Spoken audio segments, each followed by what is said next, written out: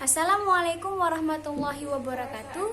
Halo teman-teman, nama saya Orija Satipa, jurusan Pendidikan Teknik Elektro Stanbu 2021. Saya akan menceritakan kasus yang terjadi di sebuah perusahaan di mana saya dipercaya sebagai kepala sirkulasinya. Saya memiliki anak buah yang loyal, cerdas, dan cekatan. Dan saya juga dapat menjalin hubungan baik sehingga memudahkan saya dalam berkoordinasi untuk mencapai tujuan kinerja perusahaan. Suatu ketika saya mendapatkan laporan dari anak buah saya bahwa ada karyawan yang memanfaatkan fasilitas kantor untuk bisnis pribadinya. Mesin-mesin percetakan secara diam-diam digunakan untuk mencetak brosur atau media promosi lainnya. Hal tersebut dilakukan pada saat jam lembur malam hari. Kejadian ini tidak diketahui siapapun, termasuk saya sebagai pemimpinnya. Sebagai pihak yang menerima laporan, saya kesulitan untuk membuktikannya, dan segera saya memanggil yang bersangkutan untuk dimintai keterangan. Setelah menghadap, karyawan tersebut tidak mengakui perbuatannya dan mengatakan saya sudah senior di sini.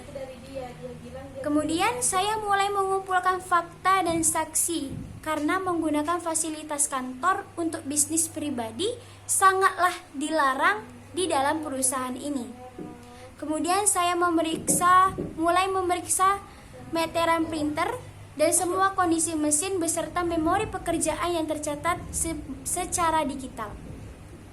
Hasilnya memang benar, mesin bekerja lebih banyak dari yang seharusnya.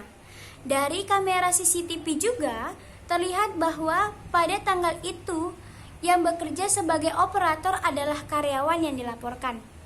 Setelah saya selidiki dengan seksama, semua data mendukung dan saya siap untuk memberikan sanksi kepada karyawan ini.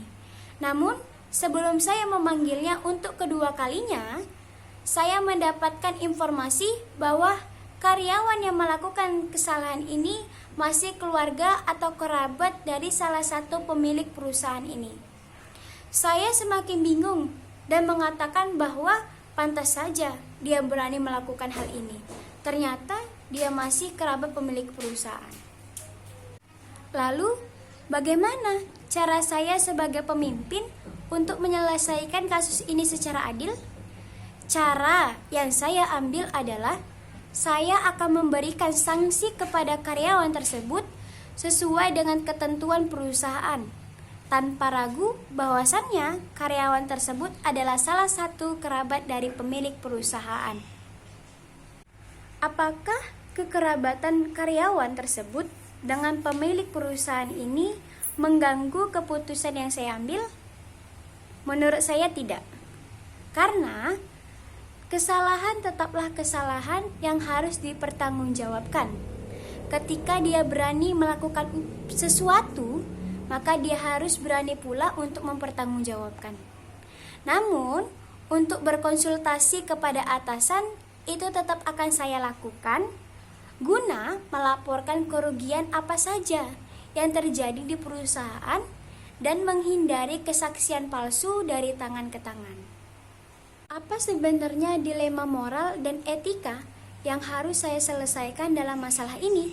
Yang pertama, menurut saya, tidak ada perbedaan antara senior dan junior dalam mengikuti aturan perusahaan. Yang kedua, tidak ada juga hubungan kekerabatan dalam aturan perusahaan. Bagaimana cara saya untuk mencegah kejadian ini agar tidak terulang kembali? Saya akan lebih teliti dan tegas dalam mengawasi karyawan-karyawan saya yang sedang bekerja. Dan saya juga akan menegaskan kembali tentang peraturan-peraturan di dalam perusahaan. Sekian dari saya. Assalamualaikum warahmatullahi wabarakatuh.